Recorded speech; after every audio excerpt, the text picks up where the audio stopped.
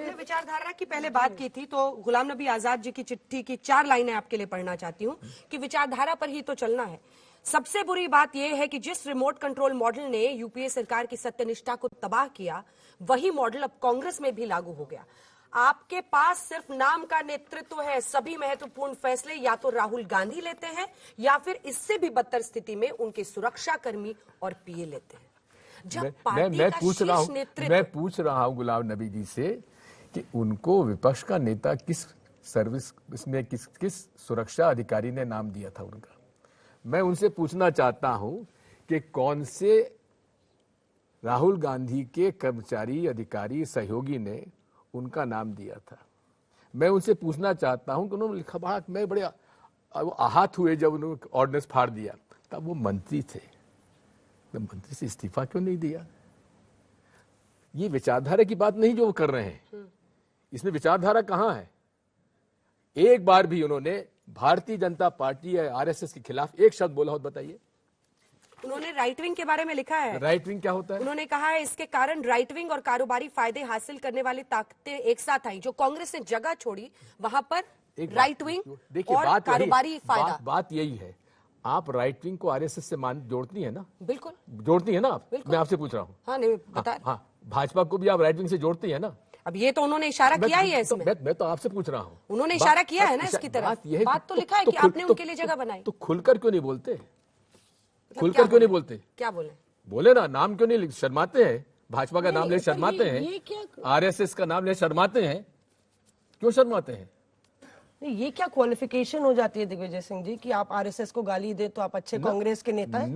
ये ईमानदारी की कांग्रेस के बिल्कुल नहीं है, बिल्कुल नहीं है। हमारी लड़ाई विचारधारा की रही है, आज थी, पहले भी थी, आज भी है और आगे भी रहेगी, क्योंकि ये विचारधारा इस देश के हित में नहीं है।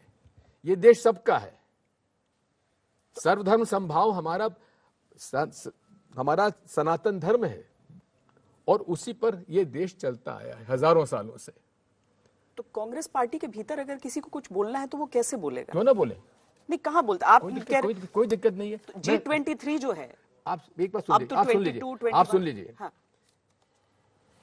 गुलाम नबी आजाद वर्किंग कमेटी के मेंबर, कभी वर्किंग कमेटी में उन्होंने ये बात कही है क्या? मैं भी उनके साथ रहा हूं, एक बार भी गुलाम नबी आजाद साहब ने वर्किंग कमेटी में मुद्दों को उठाया क्यों नहीं?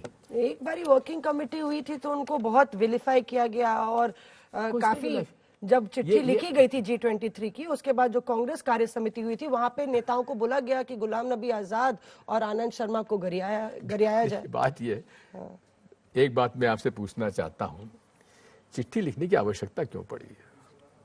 चिट्ठी लिखने की आवश्यकता ही नहीं थी।